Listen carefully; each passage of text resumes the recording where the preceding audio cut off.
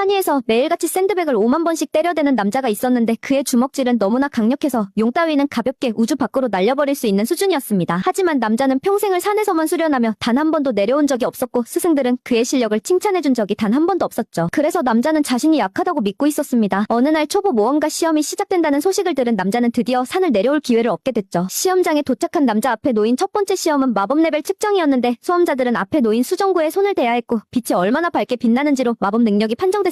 주변을 둘러보니 대부분의 수험자들이 S랭크나 D랭크 정도의 마법 레벨을 가지고 있었죠. 그런데 남자가 수정구에 손을 대자 수정구는 전혀 빛나지 않았고 그의 마법 레벨은 F랭크로 판정됐습니다. 순식간에 주변 사람들이 웃음을 터뜨리며 남자를 비웃기 시작했죠. 두 번째 시험은 공격력 측정이었는데 수험자들은 샌드백을 전력으로 펀치해야 했고 샌드백이 얼마나 움직이는지로 공격력이 판정됐습니다. 금색 샌드백이 가장 강한 저항력을 가지고 있었고 녹색 샌드백이 가장 약했죠. 남자의 기억 속에선 자신이 항상 금색 샌드백을 때려왔던 것 같았는데 그게 바로 스승이 요구했던 수준이었습니다. 돌이켜 생각해보니 스승이 얼마나 자신에게 빡세게 굴었는지 깨달았죠. 바로 그때 시험관이 시험 시작을 알렸고 첫 번째 수험자가 강화 마법을 사용하자 시험관은 꽤 괜찮다고 평가했습니다. 두 번째 수험자는 정말 인상적이었는데 금발의 소녀는 겨우 11살밖에 안 됐지만 이미 C랭크 마법을 가지고 있었고 사람들은 그를 천재라고 불렀죠. 그렇게 시험이 시작됐고 금발 소녀는 자신의 필살기인 3단계 마법 지옥의 불꽃을 날렸습니다. 이 나이에 3단계 마법을 쓸 수 있다는 건 그 자리에 있던 누구도 할 수 없는 일이었죠. 하지만 예상 밖으로 위력은 별로였는데 이건 소년이 제대로 못 써서가 아니라 3단계 마법 자체가 원래 그 정도 수준이었기 때문입니다. 이 광경을 본 남자는 모든 게 의문투성이가 되기 시작했죠. 왜냐하면 그의 기억 속 스승이 사용하던 마법은 땅을 뒤흔드는 위력을 가지고 있었고 가볍게 한 방이면 산 하나를 쉽게 날려버릴 수 있었기 때문입니다. 똑같은 불마법인데도 위력 차이가 어마어마했죠. 수험자들이 하나하나 능력을 보여준 뒤 남자는 자신의 의심이 확신으로 바뀌었는데 알고 보니 녹색 샌드백조차도 꽤 강한 저항력을 가지고 있었던 것입니다. 다음은 남자 차례였는데 두 발자국도 채 떼기 전에 시험관이 그를 막아섰죠. 이유는 남자가 이미 30살이나 먹었고 너무 늙어서 모험가가 되기엔 적합하지 않으니 포기하는 게 좋겠다는 것이었습니다. 하지만 이 말은 항상 남자의 아픈 곳을 찔렀지만 이미 결심한 마음을 쉽게 바꿀 수는 없었죠. 남자가 전력으로 펀치를 날리자 주변의 모든 사람들이 얼어붙었습니다. 남자는 이 샌드백에 뭔가 문제가 있다고 생각했고 이 장면은 금발 소년도 완전히 넋이 나가게 만들었죠. 30살이나 된 남자가 자기 주먹을 완전히 빼앗아갈 거라곤 전혀 예상하지 못했던 것입니다. 방어 시험이 시작되자 금발 소년은 남자의 방어 능력 역시 엄청나게 뛰어나다는 걸 발견했죠. 직접 눈으로 보지 않았다면 절대 믿을 수 없었을 것입니다. F랭크 마법밖에 없는 이 남자가 시험관의 4단계 마법을 아무런 상처 없이 완벽하게 막아냈으니까요. 누구도 몰랐지만 이 장면은 우연히 왕국에서 나온 고위기사가 목격했고 그는 곧바로 시험장으로 달려왔습니다. F랭크 모험가가 이 모든 걸 해냈다는 사실을 알게 되자 그 역시 완전히 멘붕에 빠졌죠. 바로 그때 남자는 이미 모든 시험을 끝마친 상태였습니다.